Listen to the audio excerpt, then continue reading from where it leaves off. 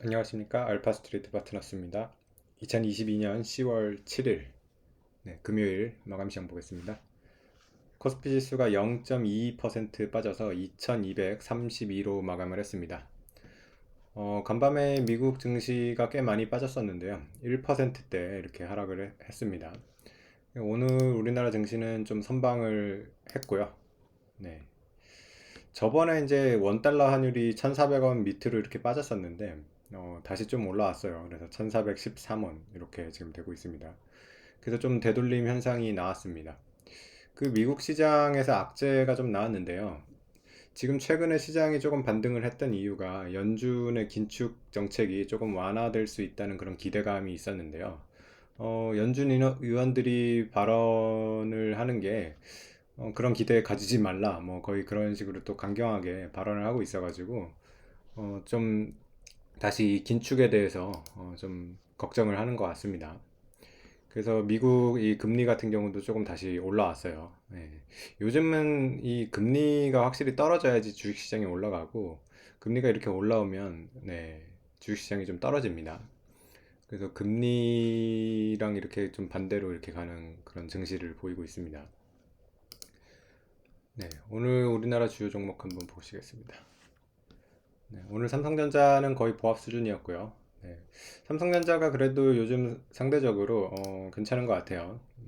저번에 이제 주주환원 얘기도 나오고 그래가지고 좀 그거에 대한 기대감이 있는 것 같습니다.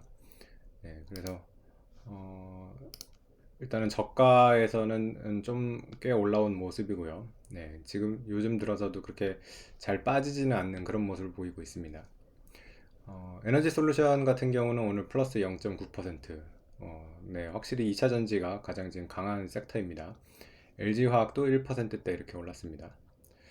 근데 오늘은 또 보면 좀 이 안 좋은 이런 또 종목이 있었는데요. 카카오가 7%나 빠졌어요. 저번에 이제 네이버가 그 포켓 포시마크 인수 때문에 엄청나게 빠졌었는데요. 지금 카카오 같은 경우도 오늘 보면 그 손자 회사죠. 라이온 하트가 이제 IPO를 한다 그래가지고 계속해서 이렇게 기업들이 자회사나 이제 손자 회사들이 상장이 되는 바람에 이 주주 가치가 계속 훼손이 되고 있습니다. 그래서 오늘도 이렇게 7%가 빠졌는데 카카오 관련 주식들이 다 빠졌습니다. 그나마 시가총액 상위에 있는 거 보시면 카카오뱅크는 9%가 빠졌고요. 네. 뭐 이렇게 지금 많이 빠지고 있어가지고 참 우리나라 주식들이 지금 문제가 참 많습니다. 이렇게 지금 자회사랑 모회사가 동시에 상장돼 있는 경우가 사실은 세계적으로 봤을 때는 많지가 않거든요.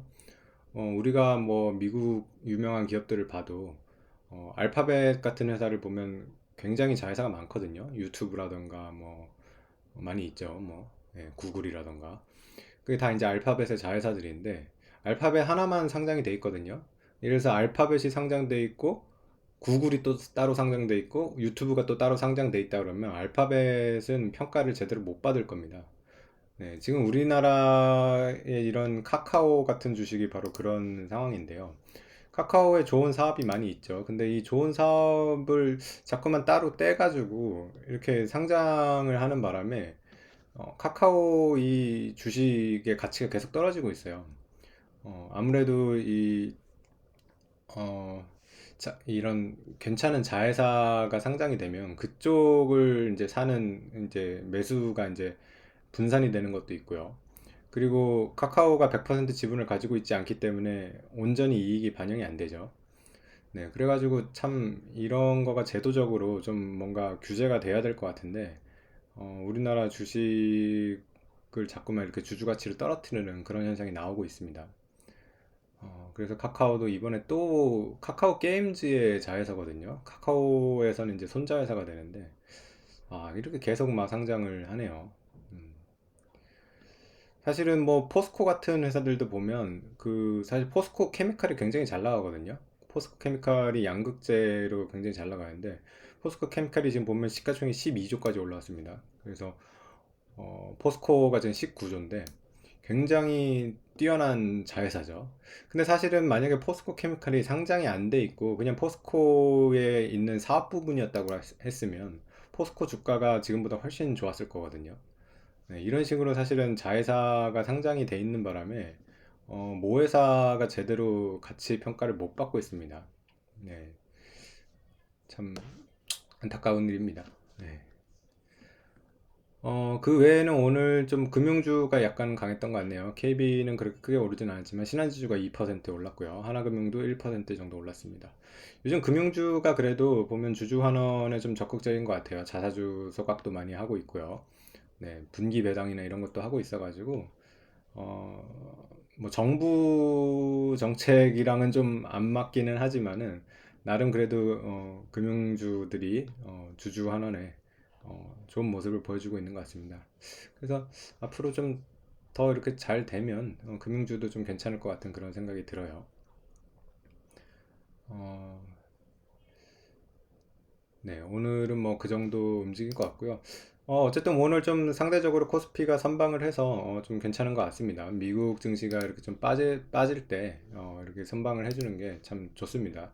아무래도 삼성전자가 이제 좀 안 빠지다 보니까 네, 코스피가 이제 지수가 좀 버텨주는 그런 모습이 보여요. 그리고 또 한 가지는 외국인이 이제 계속 매수를 하고 있다는 게 긍정적으로 보입니다. 외국인이 이제 보면 6일 연속 매수를 했어요. 그래서 그렇게 많지는 않은데 뭐 천억 정도 이렇게 사긴 했는데 어쨌든 외국인이 조금씩 돌아오고 있다는 거 이런 면이 이제 코스피가 조금 방향을 바꿀 수 있는 그런 지금 모습이 보이고 있습니다.